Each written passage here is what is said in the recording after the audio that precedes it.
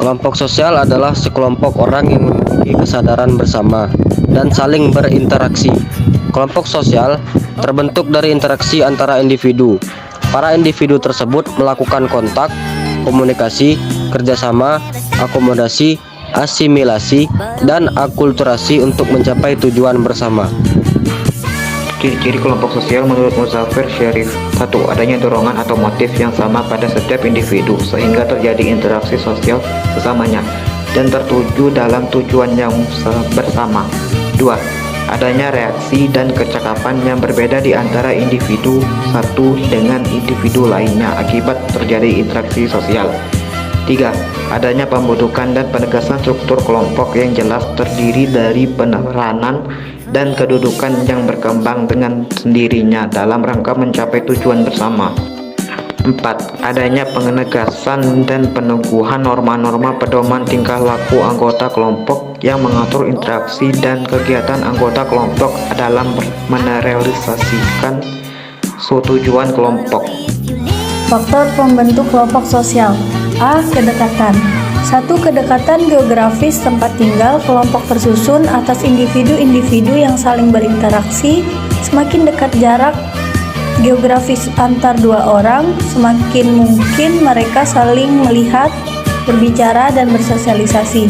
Singkatnya, kedekatan fisik meningkatkan peluang interaksi dan bentuk kegiatan bersama yang memungkinkan terbentuknya kelompok sosial. Kedua, kedekatan geografis daerah asal. Ketika seseorang merantau masih di daerah asal, maka akan semakin besar kemungkinan seorang individu untuk melakukan komunikasi kepentingan. Dengan adanya dasar utama adalah kesamaan kepentingan, maka kelompok sosial ini akan bekerja sama demi mencapai kepentingan yang sama disebut. 2. Kesamaan keturunan. Sebuah kelompok sosial yang terbentuk atas dasar persamaan keturunan biasanya orientasinya untuk menyambung tali persaudaraan sehingga masing-masing anggotanya akan saling berkomitmen untuk tetap aktif dalam kelompok sosial ini untuk saling menjaga tali persaudaraan agar tidak terputus. Ketiga, kesamaan nasib. Dengan kesamaan nasib, pekerjaan, dan profesi, maka akan terbentuknya kelompok sosial yang mewadahi untuk meningkatkan taraf kinerja masing-masing anggotanya. Berbagai bentuk dan jenis kelompok kepentingan dalam masyarakat. 1. Didasarkan atas kepentingan bersama dengan organisasi atau kelompok teratur. A. Kelompok dalam atau in-group dan kelompok luar atau out-group.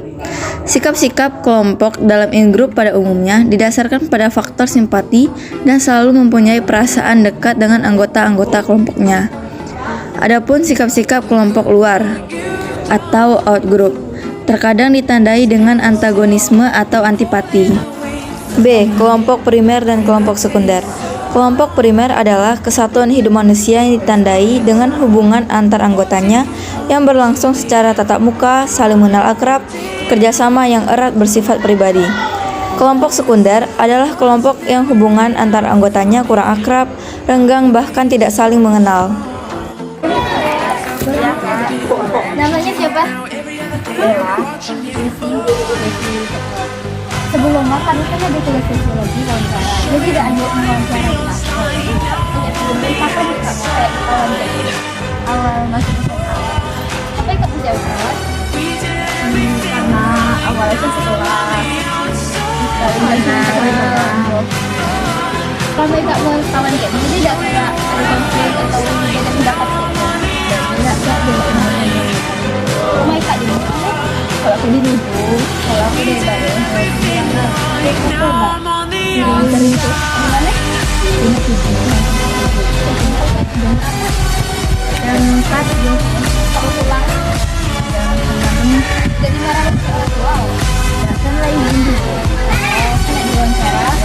Maaf kalau tadi salah kata-kata dari pertanyaan menyinggung. Maka penting C. Paguyuban dan patembayan. Ferdinand Tonies menemukan bahwa paguyuban adalah bentuk kehidupan bersama yang para anggotanya diikat oleh hubungan yang batin, yang murni dan bersifat alamiah serta kekal. Suatu kelompok sosial dinamakan paguyuban apabila mempunyai beberapa ciri berikut. 1. Intimate, hubungan menyeluruh yang mesra dan akrab. 2. Private, hubungan yang bersifat pribadi yaitu khusus untuk beberapa orang saja. 3. Eksklusif, hubungan tersebut hanya untuk kita saja dan tidak untuk orang-orang di luar kita. Ferdinand Tönnies mengemukakan bahwa terdapat 3 tipe paguyuban yang dapat ditemukan dalam masyarakat, yaitu sebagai berikut. 1. Gemeinschaft by Bond merupakan Gemeinschaft berupa ikatan yang didasarkan pada ikatan darah atau keturunan. 2. Gemeinschaft by Place merupakan suatu paguyuban yang terdiri atas orang-orang yang berdekatan tempat tinggalnya sehingga dapat saling tolong-menolong. 3. Gemeinschaft by Name merupakan suatu paguyuban yang terdiri atas orang-orang yang walaupun tidak memiliki hubungan darah ataupun tempat tinggalnya tidak berdekatan, tetapi mereka memiliki jiwa dan pikiran yang sama karena ideologi yang dianut sama. Ini adalah salah satu contoh kelompok sosial paguyuban. D. Kelompok formal dan informal. Kelompok formal adalah kelompok-kelompok yang mempunyai peraturan yang tegas dan sengaja diciptakan oleh anggota-anggotanya untuk mengatur hubungan antara anggota-anggotanya. Kelompok informal adalah kelompok yang tidak mempunyai struktur dan organisasi yang pasti. Kelompok-kelompok tersebut biasanya terbentuk karena pertemuan-pertemuan yang berulang kali. E. Membership group dan reference group. Membership group adalah suatu kelompok di mana setiap orang secara fisik menjadi anggota kelompok tersebut. Batas-batas apa yang dipakai untuk menentukan keanggotaan seseorang pada kelompok secara fisik tidak dapat dilakukan secara mutlak karena perubahan keadaan dapat mempengaruhi derajat interaksi di dalam kelompok tersebut sehingga mungkin dia sudah tidak terlalu sering berkumpul dengan kelompoknya walaupun dia belum keluar dari kelompok tersebut. Reference group adalah kelompok sosial yang menjadi ukuran bagi seseorang yang bukan anggota dari kelompok tersebut untuk membentuk pribadi dan perilakunya. Paul B. Horton dan Chester L. Hunt mengemukakan bahwa yang dimaksud reference group adalah kelompok apapun yang menjadi model atau pedoman bagi penilaian dan tindakan seseorang. F. Kelompok besar dan kelompok kecil. Kelompok besar adalah kelompok yang memiliki jumlah anggota relatif besar dan biasanya terbentuk dari beberapa kelompok kecil yang masing-masing kelompok menangani tugas tertentu. Kelompok kecil adalah kelompok yang jumlah anggotanya relatif kecil, paling sedikit 2 orang dan dibentuk atas dasar kebutuhan atau kepentingan kecil, dan kelompok yang lebih besar dan luas. Y. Kelompok okupasional dan kelompok volunteer. Kelompok okupasional adalah kelompok yang terdiri atas orang-orang yang melakukan pekerjaan sejenis. Kelompok okupasional biasa terdapat pada masyarakat heterogen. Pada masyarakat ini berkembang sistem pembagian kerja yang semakin didasarkan pada pengkhususan atau spesialisasi. Semakin berkembangnya sistem komunikasi mengakibatkan ruang jangkau suatu masyarakat semakin luas. Secara praktis, tidak ada masyarakat yang tertutup terhadap dunia luar. Hal ini menyebabkan semakin heterogen masyarakat tersebut, sehingga tidak semua kepentingan individual warga dapat dipenuhi secara mantap. Kelompok volunteer adalah sebuah kelompok dari orang yang dimana memiliki sebuah kepentingan yang sama antara yang satu dengan yang lainnya. Akan tetapi, mereka tidak akan mendapatkan sebuah perhatian yang berasal dari sebuah kelompok masyarakat.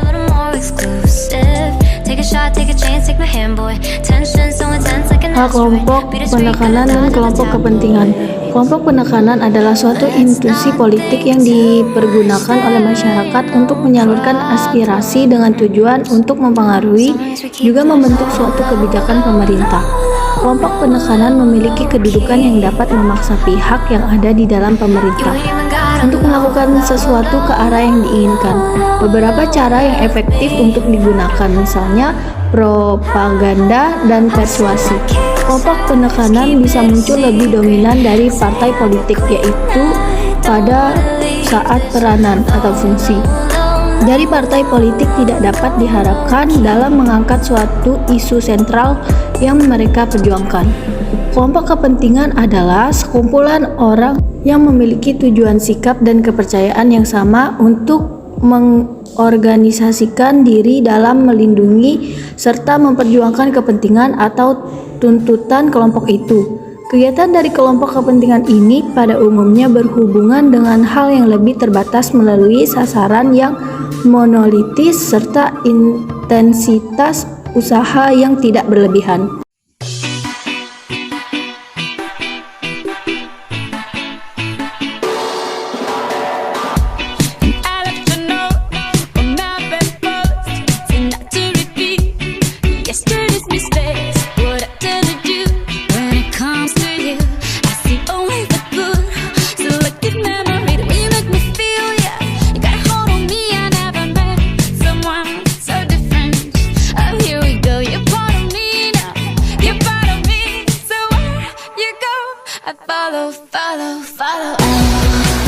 Dua, didasarkan atas kepentingan bersama tanpa perorganisasian atau kelompok tidak teratur. A. Kerumunan. Kerumunan adalah individu-individu yang berkumpul secara kebetulan di suatu tempat dan juga pada waktu yang bersamaan. Kerumunan jelas tidak terorganisasi. Ia dapat mempunyai pimpinan, tetapi tidak mempunyai sistem pembagian kerja maupun sistem pelapisan sosial. Setelah mengetahui apa itu yang dimaksud dengan kerumunan, selanjutnya kita akan membahas mengenai jenis-jenis kerumunan. Kingsley Davis mengemukakan jenis-jenis kerumunan yaitu sebagai berikut. 1. Kerumunan yang berartikulasi dengan struktur sosial. A. Kelompok ekspresif telah dirancanakan, yaitu kerumunan yang perhatiannya tidak begitu penting tetapi mempunyai persamaan tujuan yang tersimpul dalam aktivitas kerumunan tersebut serta kepuasan yang dihasilkannya. B. Penonton atau pendengar yang formal, yaitu kerumunan yang mempunyai pusat perhatian dan persamaan tujuan tetapi sifatnya pasif. 2. Kerumunan yang bersifat sementara. A. Kumpulan yang kurang menyenangkan. B. Kumpulan orang-orang yang sedang dalam keadaan panik. C. Kerumunan penonton yang terjadi karena orang-orang ingin melihat suatu kejadian tertentu. 3. Kerumunan yang berlawanan dengan norma-norma hukum. A. Kerumunan yang bertindak emosional. Mereka biasanya bertujuan mencapai suatu tujuan tertentu dengan menggunakan kekuatan fisik.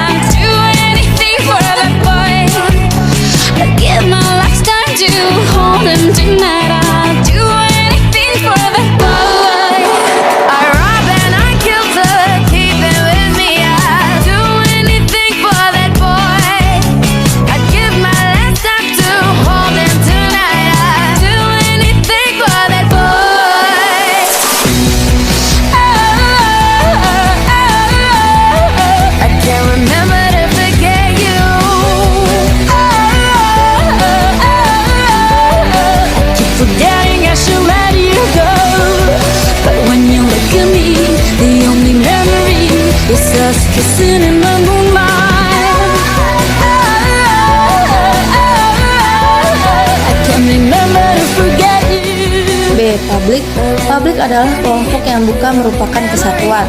Interaksi terjadi secara tidak langsung melalui alat-alat komunikasi seperti radio, desas-desus, atau film yang memungkinkan publik untuk memiliki pengikut yang lebih luas dan lebih banyak. C. Massa. Massa diartikan sebagai kumpulan orang yang tidak saling mengenal, berjumlah banyak, anggotanya heterogen, berkumpul di suatu tempat, dan tidak individualitis. C. Karakteristik khusus atau partikularisme dan eksklusivisme kelompok. 1. Partikularisme kelompok. A. Pengertian masyarakat kota atau partikularisme kelompok. Masyarakat perkotaan merupakan masyarakat yang ditekankan pada sifat-sifat kehidupannya serta ciri-ciri kehidupannya yang berbeda dengan masyarakat perdesaan. B. Ciri-ciri masyarakat perkotaan. 1. Cenderung memikirkan keduniaan. 2. Orang kota pada umumnya mengurus dirinya sendiri tanpa harus bergantung pada orang lain atau individualisme. 3. Pembagian kerja di antara warga-warga kota juga lebih tegas dan mempunyai batas-batas yang nyata. 4. Kemungkinan-kemungkinan untuk mendapatkan pekerjaan juga lebih banyak diperoleh warga kota. 5. Jalan kehidupan yang cepat di kota-kota mengakibatkan pentingnya faktor waktu bagi warga kota, sehingga pembagian waktu yang teliti sangat penting untuk dapat mengejar kebutuhan-kebutuhan seorang individu. 6. Perubahan-perubahan tampak nyata di kota-kota, sebab di tempat ini biasanya terbuka dalam menerima pengaruh-pengaruh dari luar. C. Karakteristik khusus masyarakat kota. Secara umum dapat dikenal bahwa suatu lingkungan perkotaan seyogianya mengandung 5 unsur. Kelima unsur pokok ini merupakan pola pokok dari komponen-komponen perkotaan yang kuantitas dan kualitasnya kemudian dirinci di dalam perencanaan suatu kota tertentu sesuai dengan tuntutan kebutuhan yang spesifik untuk kota tersebut pada saat sekarang dan masa yang akan datang, yang meliputi 1. Wisma. Wisma atau tempat tinggal merupakan bagian ruang kota yang dipergunakan untuk tempat berlindung terhadap alam sekelilingnya, serta untuk melangsungkan kegiatan-kegiatan sosial dalam keluarga. 2. Karya. Unsur ini merupakan syarat yang utama bagi eksistensi suatu kota karena unsur ini merupakan jaminan bagi kehidupan bermasyarakat. 3. Wilayah. Unsur ini merupakan ruang perkotaan yang berfungsi untuk menyelenggarakan hubungan antara suatu tempat dengan tempat lainnya di dalam kota atau hubungan internal, serta hubungan antara kota itu dengan kota-kota atau daerah lainnya atau hubungan eksternal. 4. Hiburan. Unsur ini merupakan bagian dari ruang perkantoran untuk memenuhi kebutuhan penduduk akan fasilitas-fasilitas hiburan, rekreasi, pertamanan, kebudayaan, dan kesenian. 5. Penyempurnaan. Unsur ini merupakan bagian yang penting bagi suatu kota, tetapi belum secara tepat tercakup ke dalam keempat unsur di atas, termasuk fasilitas keagamaan, perkuburan kota, fasilitas pendidikan dan kesehatan, jaringan utilitas umum. 2. Eksklusivisme kelompok. Eksklusivisme kelompok adalah sebuah sikap atau keadaan adanya kecenderungan untuk memisahkan diri dari masyarakat. Ciri-ciri masyarakat perdesaan di Indonesia pada umumnya dapat disimpulkan sebagai berikut. A. Homogenitas sosial. Bahwa masyarakat desa pada umumnya terdiri atas satu atau beberapa kekerabatan saja, sehingga pola hidup, tingkah laku maupun kebudayaan sama atau homogen.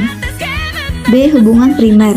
Pada masyarakat desa, hubungan kekeluargaan dilakukan secara musyawarah, mulai masalah-masalah umum atau masalah bersama sampai masalah pribadi. C. Kontrol sosial yang ketat.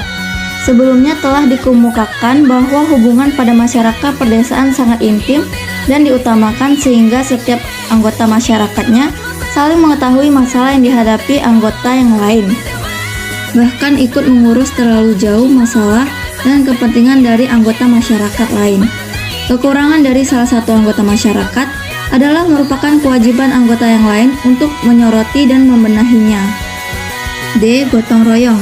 Nilai-nilai gotong royong pada masyarakat pedesaan tumbuh dengan subur dan membudaya. Semua masalah kehidupan dilaksanakan secara gotong royong, baik dalam arti gotong royong murni maupun gotong royong timbal balik. Gotong royong murni dan sukarela, misalnya melayat atau mendirikan rumah. Adapun gotong royong timbal balik, misalnya mengerjakan sawah atau nyumbang dalam hajat tertentu. E. Ikatan sosial. Setiap anggota masyarakat desa diikat dengan nilai-nilai adat dan kebudayaan secara ketat.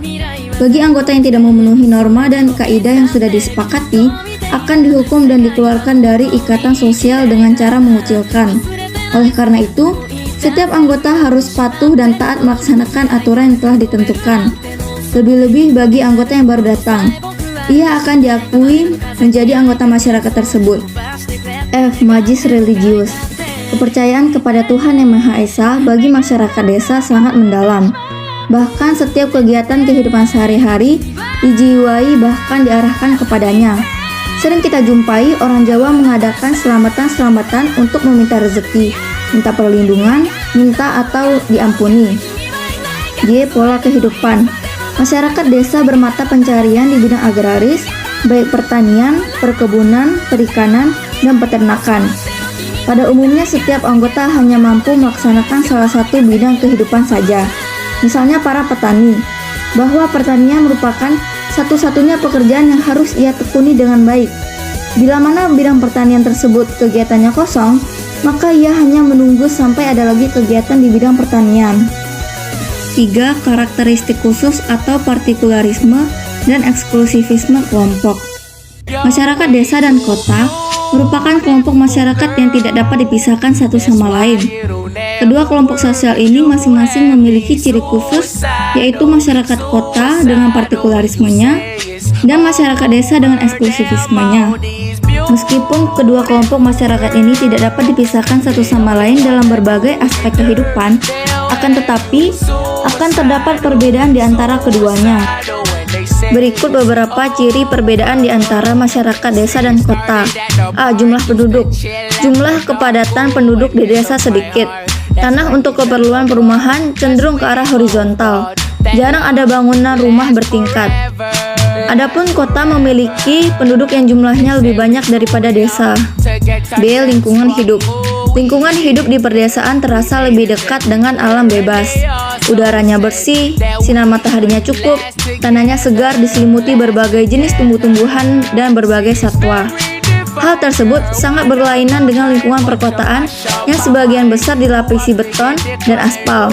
Bangunan-bangunan menjulang tinggi dan berdesak-desakan, dan kadang-kadang berdampingan dan berhimpitan dengan gubuk-gubuk liar dan permukiman yang padat. C. Sistem mata pencarian. Kegiatan utama penduduk desa berada di sektor ekonomi primer, yaitu bidang agraris. Kehidupan ekonomi terutama bergantung pada usaha pengelolaan tanah untuk keperluan pertanian, peternakan, dan termasuk juga perikanan darat. Adapun kota merupakan pusat kehidupan sektor ekonomi sekunder yang meliputi bidang industri. Di samping sektor ekonomi tersier, yaitu bidang pelayanan jasa. D. Sistem sosial.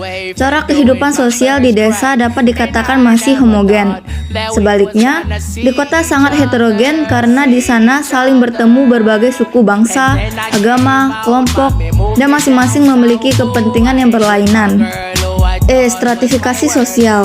Sistem pelapisan sosial kota jauh lebih kompleks daripada di desa. Pada masyarakat desa, sistem stratifikasi tidak menjadi hal yang dapat mengganggu kerukunan antar anggota masyarakat yang lain. Akan tetapi, untuk masyarakat kota, perbedaan dalam hal stratifikasi akan menjadi sebuah simbol, di mana jika anggota masyarakat itu mempunyai kedudukan makan, itu dianggap paling tinggi status sosial dalam masyarakat. F. Mobilitas sosial. Mobilitas sosial di kota jauh lebih besar daripada di desa.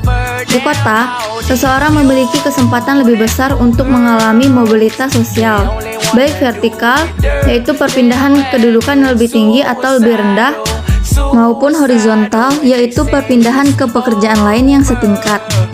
G. Pola interaksi sosial. Pada masyarakat perdesaan, yang sangat berperan dalam interaksi dan hubungan sosial adalah motif-motif sosial. H. Solidaritas sosial. Solidaritas pada masyarakat perdesaan timbul karena adanya kesamaan-kesamaan kemasyarakatan seperti kesamaan adat kebiasaan, kesamaan tujuan, dan kesamaan pengalaman. Sebaliknya, solidaritas pada masyarakat perkotaan justru terbentuk karena adanya perbedaan-perbedaan dalam masyarakat sehingga orang terpaksa masuk ke dalam kelompok-kelompok tertentu. Misalnya saja, serikat buruh, himpunan pengusaha, atau persatuan artis. I. Kedudukan dalam hierarki sistem administrasi nasional. Semakin tinggi kedudukan seseorang dalam suatu instansi, maka semakin terhormatlah ia di mata masyarakat. Hal ini berlaku untuk masyarakat kota. Sedangkan masyarakat desa, kedudukan hanya dianggap penting jika ia mempunyai kelebihan di ranah ilmu agama atau sering disebut dengan sesepuh. 4. Dinamika kelompok sosial. Dinamika kelompok sosial adalah proses perubahan dan perkembangan akibat adanya interaksi dan interdependensi baik antar anggota kelompok maupun antara anggota suatu kelompok dengan kelompok lain. Fungsi dari dinamika kelompok sosial antara lain: A. Membentuk kerjasama saling menguntungkan dalam mengatasi persoalan hidup, karena bagaimanapun manusia tidak bisa hidup sendiri tanpa bantuan orang lain. B. Memudahkan segala pekerjaan karena banyak pekerjaan yang tidak bisa dilaksanakan tanpa bantuan orang lain. C. Mengatasi pekerjaan yang membutuhkan pemecahan masalah dan mengurangi beban pekerjaan yang terlalu besar sehingga selesai lebih cepat, efektif, dan efisien. D. Menciptakan iklim demokratis dalam kehidupan masyarakat, karena setiap individu bisa memberikan masukan serta berinteraksi dan memiliki peran yang sama dalam masyarakat. 5. Faktor-faktor pendorong dinamika kelompok sosial. A. Faktor pendorong dinamika kelompok sosial yang berasal dari luar. 1. Perubahan situasi sosial. Adanya perubahan situasi sosial seperti pemekaran sebuah wilayah, masuknya industrialisasi ke daerah-daerah pedesaan, dan adanya penemuan-penemuan baru dapat mendorong perkembangan suatu kelompok sosial. 2. Perubahan situasi ekonomi. Perubahan situasi ekonomi dapat menyebabkan suatu kelompok sosial berkembang. Misalnya, dalam masyarakat perkotaan yang memiliki tingkat perkembangan ekonomi yang lebih tinggi dibanding masyarakat pedesaan, maka hubungan sosial dalam kelompok kerabatan akan bergeser menjadi hubungan sosial berdasarkan kepentingan, sehingga kelompok kekerabatan yang termasuk dalam klasifikasi kelompok sekunder. 3. Perubahan situasi politik. Perubahan situasi politik seperti pergantian pemilik kekuasaan atau perubahan kebijakan yang dilakukan pemilik kekuasaan dapat menyebabkan perkembangan kelompok-kelompok sosial dalam masyarakat. B. Faktor pendorong dinamika kelompok sosial yang berasal dari dalam. 1. Adanya konflik antar anggota kelompok. Konflik yang terjadi di dalam kelompok dapat menyebabkan keretakan dan berubahnya pola hubungan sosial. Misalnya, seorang yang merasa termasuk ke dalam in-group suatu kelompok sosial. Karena terdapat konflik, maka menjadi out-group dari kelompok tersebut. 2. Adanya perbedaan kepentingan. Ketika dalam suatu kelompok sosial terdapat perbedaan kepentingan, maka kelangsungan kelompok sosial tersebut dapat terpecah. 3. Adanya perbedaan paham. Perbedaan paham di antara anggota kelompok sosial dapat mempengaruhi kelompok sosial secara keseluruhan. Hal ini dapat berpengaruh terhadap keberadaan suatu kelompok sosial. 6. Dimensi hubungan antar kelompok. Seorang ahli sosiologi, yaitu Ken Loach, mengatakan bahwa dalam hubungan antar kelompok terdapat kriteria sebagai berikut. A. Kriteria fisiologis, yaitu kriteria yang didasarkan pada persamaan jenis kelamin, usia, maupun ras. B. Kriteria kebudayaan, yaitu kriteria yang mencakup kelompok yang diikat oleh persamaan kebudayaan, seperti kebudayaan Sunda, Minangkabau, ataupun Dayak. C. Kriteria ekonomi, yaitu kriteria yang didasarkan atas persamaan ekonomi, misalnya orang kaya dengan orang kaya. D. Kriteria pelaku, yaitu kriteria atas dasar persamaan fisik seperti cacat fisik, cacat mental, dan berbagai penyimpangan terhadap aturan masyarakat. Kriteria-kriteria dalam melakukan hubungan sosial akan melahirkan dimensi-dimensi tertentu dalam mengamati hubungan antar kelompok. Dimensi-dimensi tersebut antara lain adalah sebagai berikut. 1. Dimensi institusi. Dimensi institusi memandang kelompok sosial berdasarkan tujuan didirikannya, misalnya institusi politik dan ekonomi. 2. Dimensi sejarah. Pada dimensi sejarah, kita bisa melihat bagaimana hubungan-hubungan bisa lahir, atau dengan kata lain, kita mengkaji penyebab terjadinya. Misalnya, kita mengkaji bagaimana hubungan antara ras kulit putih dan ras kulit hitam di Afrika Selatan. 3. Dimensi sikap. Pada saat kita mengamati sebuah kelompok sosial, maka kita akan menjumpai suatu prasangka dan stereotip. Kedua hal itu pada dasarnya memiliki kesamaan, yaitu tentang sikap. Jadi, hubungan antar kelompok sosial bisa kita lihat dari dimensi sikap. 4. Dimensi gerakan sosial. Pada saat melakukan hubungan antar kelompok, pasti akan terjadi suatu gerakan sosial. 7. Pola hubungan antar kelompok. Hubungan antar kelompok yang bersifat dinamis pasti akan menciptakan suatu pola-pola hubungan antar kelompok. Menurut beberapa referensi yang didapat, menyimpulkan bahwa pola hubungan antar kelompok sosial diantaranya: A. Akulturasi. Akulturasi adalah suatu proses sosial yang terjadi jika terdapat kelompok sosial dengan kebudayaan tertentu dihadapkan dengan kebudayaan asing. B. Dominasi. Dominasi dalam sosiologi adalah suatu paham politik yang digunakan untuk menaklukkan atau menguasai suatu daerah atau beberapa daerah. C. Paternalisme. Paternalisme adalah bentuk dominasi kelompok ras pendatang atas kelompok ras pribumi. D. Integrasi. Integrasi sosial secara sosiologis adalah proses penyesuaian di antara unsur-unsur sosial yang saling berbeda seperti norma, nilai, pranata, sistem religi, peranan sosial, lembaga sosial, dan lain sebagainya yang menghasilkan pola kehidupan yang sesuai dan serasi yang fungsinya bagi masyarakat. E. Pluralisme. Pluralisme adalah suatu paham atau pandangan hidup yang mengakui dan menerima adanya kemajemukan atau keanekaragaman dalam suatu kelompok masyarakat.